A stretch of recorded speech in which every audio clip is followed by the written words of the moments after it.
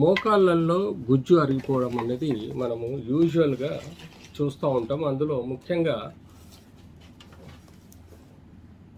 మీరు ఈ బొమ్మలలో చూడొచ్చు. మీరు యూజువల్గా మోకాలు అనేది మనకు స్పెసిఫిక్గా ఇది చూడండి, గుజ్జు అనేది ఈ యొక్క బోన్కి ఈ బ్లూ కలర్ లేయర్ అంతా గుజ్జు అండి. ఇది డిస్క్ అండి. సో ఇది నార్మల్ మోకాలు అండి. ఇందులో పొరలు అంతా ఈక్వల్గా ఉండి బ్లూయిష్ కలర్ కార్టిలేజ్ అన్నది గుజ్జు అన్నది సమానంగా ఉంటుంది. కానీ స్టేజ్ టూలో మీరు ఇక్కడ చూడండి, ఎర్రగా లేయర్ కొంత రంధ్రం పడినట్టుగా ఉన్నది. దీన్ని మనం స్టేజ్ 1 ఆర్థరైటిస్ అంటాం. అంటే ఈ స్టేజ్ 1 ఆర్థరైటిస్లో స్టేజ్ 2 ఆర్థరైటిస్లో ఏమవుతుందంటే ఈ యొక్క పొర యొక్క బ్లూ కలర్ లేయరు అంటే దాని గుజ్జు అరిగిపోవడం, ఎముక తేలడం వలన ఆ యొక్క పెయిన్ పెరగడం జరుగుతుంది. స్టేజ్ 3లో మనము యూజువల్గా చూస్తే రెండు సైడ్లు గుజ్జు అరిగిపోవడం, ఈ గుజ్జు అరిగిపోవడం వల్ల మనకు స్టేజ్ 3లో రెండు సైడ్లు గుజ్జు అరిగిపోయి కీళ్ళ లోపల మనకు ప్రెషర్ వస్తుంది. అలాగే స్టేజ్ 4లో చూసుకుంటే మనం టోటల్గా రెండు సైడ్లో గుజ్జు అరిగిపోవడంతో పాటు కీలు వంకర పోవడం, కీలులో నొప్పి రావడం, నడవలేకపోవడం అనేది చూస్తాం. ఇలాంటి 4 స్టేజెస్లలో మనం ప్రాబ్లం చూస్తూ ఉంటాం. సో ఎందుకు ఈ గుజ్జు అరుగుతుందంటే, గుజ్జు అనేది ఒక మెత్తటి బోన్ పైన మెత్తటి పొర.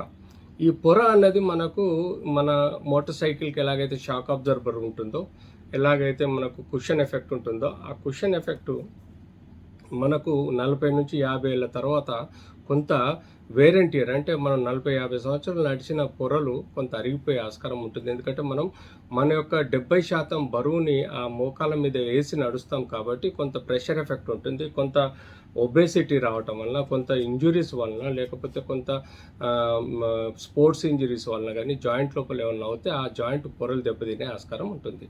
సో ఇది కార్టిలేజ్ అన్నది బోన్ను జాయింట్ ఏర్పడ్డప్పుడు దాని మధ్యలో మెత్తటి పొరల్లాగా జాయింట్ని ప్రొటెక్ట్ చేయడానికి, జాయింట్ని స్మూత్ మూవ్మెంట్ కోసం మనకు హెల్ప్ చేస్తుంది.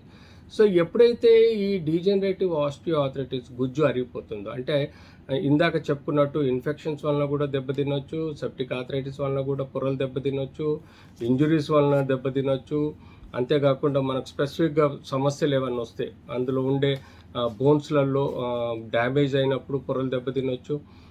సో ఇలాంటి కారణాల వలన ఎప్పుడైతే గుజ్జు అరిగిపోతుందో ఆ గుజ్జుని మనం మళ్ళీ రీజనరేట్ చేసుకోవడానికి ఇనిషియల్గా అంటే స్టేజ్ 1-2లో మెడిసిన్స్, ఫిజియోథెరపీ, బ్రేసెస్ ఇవ్వటం వల్ల కొంత ప్రొటెక్షన్ వస్తుంది.